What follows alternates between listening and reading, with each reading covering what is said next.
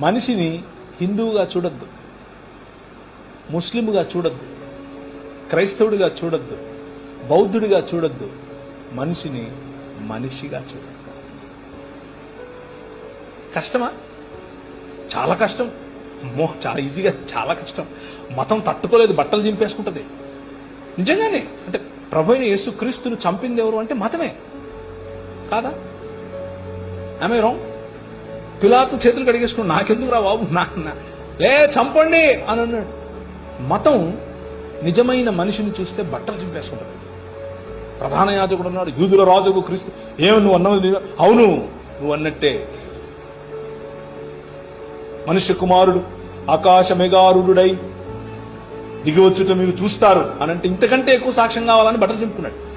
మతము తట్టుకోలేదు మనిషిని. Try to live a real human life.